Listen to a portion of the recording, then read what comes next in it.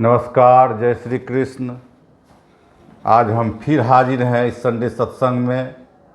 हमारे साथ ज्वलंत मुद्दे की बात जवाहर निराला के साथ श्रीमद् भागवत गीता आपके लिए हमारा खास कार्यक्रम है संडे सत्संग जवाहर निराला के संग। और इस खास कार्यक्रम में हम लाइव रहते हैं फेसबुक पर और यूट्यूब पर। आप इसको फेसबुक पर देख रहे हैं तो फॉलो कीजिए और यूट्यूब पर देख रहे हैं तो लाइक कीजिए, सब्सक्राइब कीजिए। मैं जवाहर निराला, नमस्कार, आदाब, इनकलाब, सलाम, जय श्री कृष्ण, राधे राधे। साथियों, आज हम ये रिकॉर्डिंग करके वीडियो डाल रहे हैं।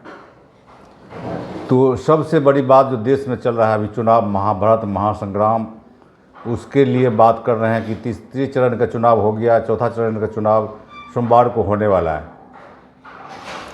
तो हमारा जो खास कारण है संडे सत्संग जवाहर निराला के संग, इसमें आप बात करते हैं। आपको इसके माध्यम से आपको ये कहना चाहते हैं कि आप चुनाव में वोट जरूर गिराइए। मतदान पहले मतदान फिर जलपान का जो नारा है उसको जो है सचमुच में फॉलो कीजिए और पहले वोट गिराइए। सबसे अहम बात है वोट, जो संवैधानिक अधिकार है, लोकतंत्र को मजबूत करने के लिए वोट गिराना आवश्यक है। खैर, हम विशेष बात आज नहीं करेंगे। खास बात आज हमारा जो संडे सत्संग है वो सत्संग के जो श्रीमद् भागवत गीता है यथारूप हम सुनाते हैं, जिसका 16वां अध्याय शुरू होने वाला है। और इसका जो 16वां अध्याय है वो दैवी तथा आसुरी स्वभाव के बारे में भगवान श्री कृष्ण भगवान ने अर्जुन को बताते हैं। उसका जो होता है, शुरुआत होता है श्री भगवान उवाच से। अब 16 अध्याय शुरू करेंगे। हमारा 15 अध्याय का समापन हो गया है और 16वां अध्याय शुरू करेंगे। इस खास किताब में हम सभी का स्वागत करते हैं कि हम लाइव नहीं हो सके, इसके लिए हम खेद प्रकट करते हैं। साथियों, सबसे बड़ी बात है कि नेट के प्रॉब्लम रहने के कारण आज हम इसको वीडियो अपलोड कर रहे हैं। आप लोग से आग्रह है, निवेदन है कि फेसबुक पर देख रहे हैं तो फॉलो कीजिए, यूट्यूब पर देख रहे हैं तो लाइक कीजिए, सब्सक्राइब कीजिए और अपने दोस्त यार को भी भेजिए सब्सक्राइब करने के लिए, शेयर कीजिए और बेल आइकन भी दबा लीजिए। खास बात हम जो सुना रहे हैं श्रीमद् भागवत गीता, जो विश्व का सबसे बड़ा ज्ञान का ग्रंथ है, ज्ञान का खजाना है, उसमें संशय नहीं है। अब तो सुनिए, हम समय नहीं गंवाते हुए हम इस प्रक्रिया को चालू रखेंगे और आपको अध्याय 16 का पहला, दूसरा, तीसरा श्लोक एक साथ सुनाते हैं। सुनिए। श्री भगवान उवाच। अभयम सत्व संशुद्धि ज्ञान योग व्यवस्थितः दानम दमस्व यज्ञस्व स्वाध्यायस्तप आर्जवम अहिंसा सत्य क्रोध स्थागः शांतिर पैशीर्णम दयाभूतेष्वलोलुप्त्वं मार्दवं हीरचापलं तेजः क्षमा धीर्ति शौचमद्रोहो नातिमानिता भवन्ति संपदं दैवी भमभिजातस्य भारत। श्री भगवान उवाच। श्री भगवान ने कहा, हे भरतपुर, निर्भयता, आत्मशुद्धि, आध्यात्मिक ज्ञान का अनुशीलन, दान, आत्म संयम, यज्ञ परायणता, वेदाध्ययन, तपस्या, सरलता, अहिंसा, सत्यता, क्रोध विहीनता, त्याग, शांति, छिंद्रान्वेषण में अरुचि, समस्त जीवों पर करुणा, लोभ विहीनता, भद्रता, लज्जा, संकल्प, तेज, क्षमा, धैर्य, पवित्रता, ईर्ष्या तथा सम्मान की अभिलाषा से मुक्ति, ये सारे दिव्य गुण हैं जो देवी प्रकृति से संपन्न देवतुल्य पुरुषों में पाए जाते हैं। इसका तात्पर्य सुनिए। 15वें अध्याय के प्रारंभ में इस भौतिक जगत रूपी अस्वस्थ वृक्ष की व्याख्या की गई थी। उससे निकलने वाली अतिरिक्त जड़ों की तुलना जीवों के शुभ तथा अशुभ कर्मों से की गई थी। 9वें अध्याय में भी देवों तथा असुरों का वर्णन हुआ है। अब वैदिक अनुष्ठानों के अनुसार सतोगुण में किए गए सारे कार्य मुक्ति पथ में प्रगति करने के लिए शुभ माने जाते हैं और ऐसे कार्यों को दैवी प्रकृति कहा जाता है। जो लोग इस देवी प्रकृति में स्थित होते हैं वे मुक्ति के पथ पर अग्रसर होते हैं। इसके विपरीत उन लोगों के लिए जो रजो तथा तमोगुण में रहकर कार्य करते हैं मुक्ति की कोई संभावना नहीं रहती। उन्हें या तो मनुष्य की तरह इसी भौतिक जगत में रहना होता है या फिर वे पशु योनि में या इससे भी निम्न योनियों में अवतरित होते हैं। इस 16वें अध्याय में भगवान देवी प्रकृति तथा उनके गुणों एवं आसुरी प्रकृति तथा उनके गुणों का समान रूप से वर्णन करते हैं। वे गुणों के लाभों तथा हानियों का भी वर्णन करते हैं।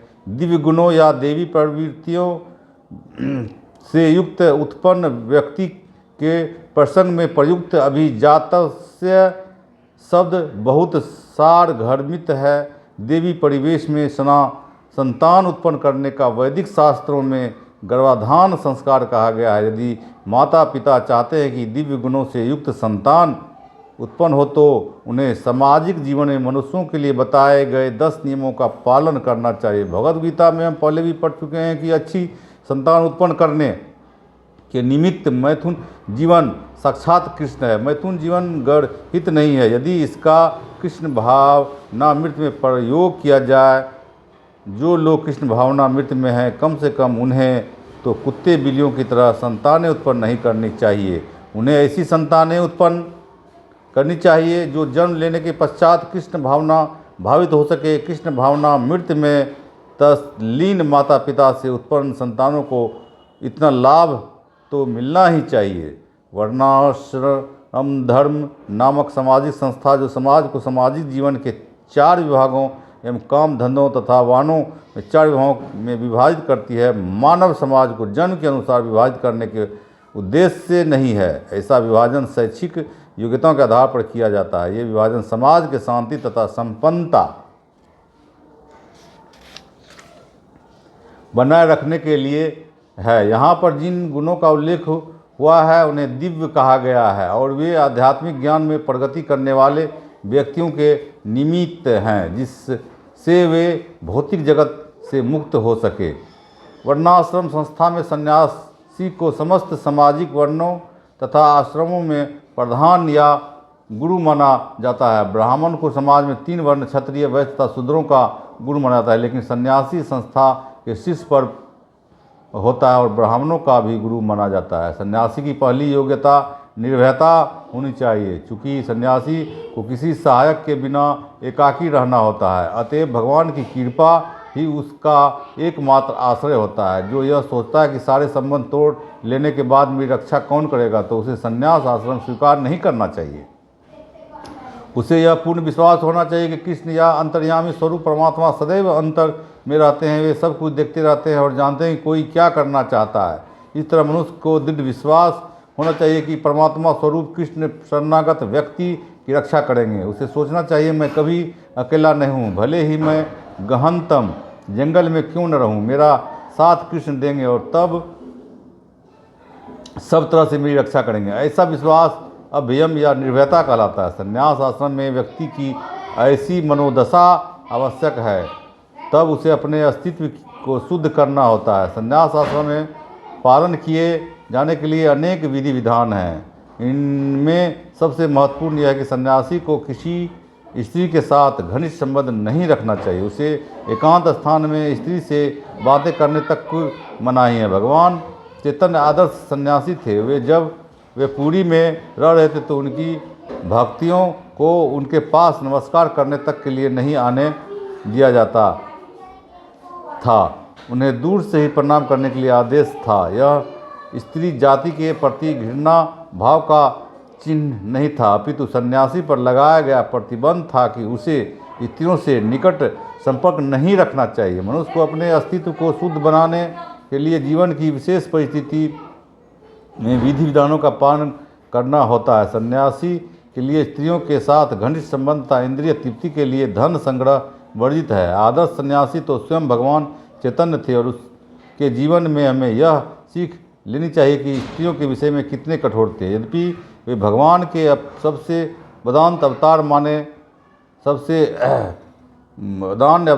जाते हैं, क्योंकि वे अधम से अधम बद्ध जीव को स्वीकार करते थे, लेकिन जहाँ तक स्त्रियों की संगति का प्रश्न था, वे संन्यास आश्रम के विधि विधानों को कठोरता के साथ पालन करते थे। उनका एक निजी पार्षद छोटा हरिदास अन्य पार्षदों के सहित उनके साथ निरंतर रहा, लेकिन किसी कारणवश उसने एक तरुणी को कामुक दृष्टि से देखा। भगवान चैतन्य इतने कठोर थे कि उन्होंने उसे अपने पार्षदों की संगति से तुरंत बाहर निकाल दिया। भगवान चैतन्य ने कहा, जो सन्यासी या कोई व्यक्ति प्रकृति के चंगुल से छूटने का इच्छुक है और अपने को आध्यात्मिक प्रकृति था ऊपर उठाना चाहता है तथा भगवान के पास वापस जाना चाहता है, वह यदि भौतिक संपत्ति तथा स्त्री की ओर इंद्रिय तृप्ति के लिए देखता है, भले ही वह उनका भोग न करे, केवल उनकी और इच्छा दृष्टि से देखे, तो भी वह इतना गढ़ित है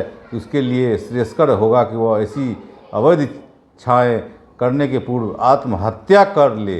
इस तरह शुद्धि की ये विधियाँ हैं।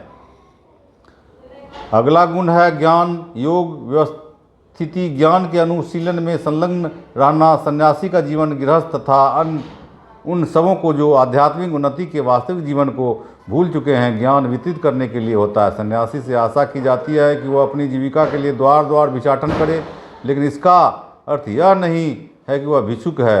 विनयशीलता की आध्यात्मिकता में स्थित मनुष्य की एक योग्यता सन्यासी मात्र विनयशीलता यश द्वार जाता है, भिक्षाटन के उद्देश्य से नहीं जाता, अपितु गृहस्थों को दर्शन देने तथा उनमें कृष्ण भावनामृत जगाने के लिए जाता है। यह सन्यासी का कर्तव्य है। यदि वह वास्तव में उन्नत है और उसे गुरु का आदेश प्राप्त है, तो उसे तर्क तथा ज्ञान द्वारा कृष्ण भावनामृत का उपदेश करना चाहिए, और यदि वह इतना उन्नत नहीं है तो उसे संन्यास आश्रम ग्रहण नहीं करना चाहिए। लेकिन यदि किसी ने पर्याप्त ज्ञान के बिना ही संन्यास आश्रम स्वीकार कर लिया है, तो उसे ज्ञान अनुशीलन के लिए प्रामाणिक रूप से श्रवण में रत रहना चाहिए। सन्यासी को निर्भीक होना चाहिए, उसे सत्व संशुद्धि तथा ज्ञान योग में स्थित होना चाहिए। अगला गुण दान है। दान गृहस्थों के लिए है। गृहस्थों को चाहिए कि वे निष्कपटता से जीवन यापन करना सीखे और कमाई का 50% विश्व भर में कृष्ण भावनामृत के प्रचार में खर्च करें। इस प्रकार से गृहस्थ को चाहिए कि ऐसे कार्य में लगे संस्थान समितियों को दान दे।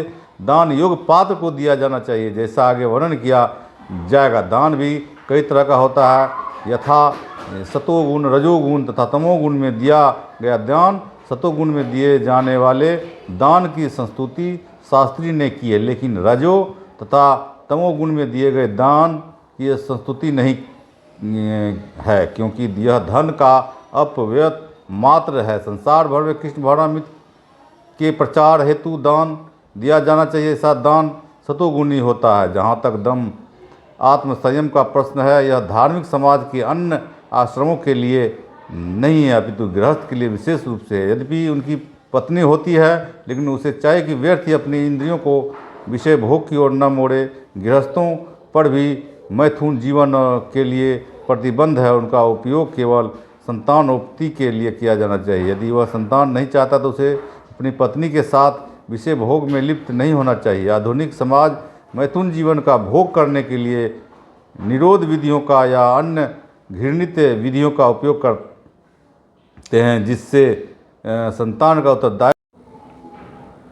हाँ तो साथियों, आज हम ये रिकॉर्डिंग करके श्रीमद् भागवत गीता यथारूप आप लोग को सुना रहे हैं और इसको अपलोड कर देंगे फेसबुक पर, और ये वीडियो और यूट्यूब पर। आपको फेसबुक पर देखें तो उसको फॉलो करें और यूट्यूब पर देखें तो लाइक करें, सब्सक्राइब करें। साथियों, आज हम आपको शॉर्ट में संक्षेप में ये सीखेंगे, अगले संडे सत्संग में उसको अच्छे से ज़्यादा करेंगे। साथियों, एक बात मैं बता दूं कि ये सब करने के लिए बहुत ही असीमित ज्ञान की आवश्यकता होती है। हमारे पास एक सीमित ज्ञान है, उसके माध्यम से करते हैं। उसमें श्लोक का शब्द का न्यूनतम अधिकतम हो जाती है, भाषा का जो उभड़-खाड़ हो जाता है, उसके लिए हम खेद प्रकट करते हैं। और साथियों, इसी के साथ आप लोगों को नमस्कार, जय हिंद, जय भारत, जय श्री कृष्ण, राधे राधे। आगे तब तक के लिए आप लोग हमें देखिए और अपने दोस्त यार को भी शेयर कीजिए और लाइक कीजिए, सब्सक्राइब कीजिए। जय श्री कृष्ण।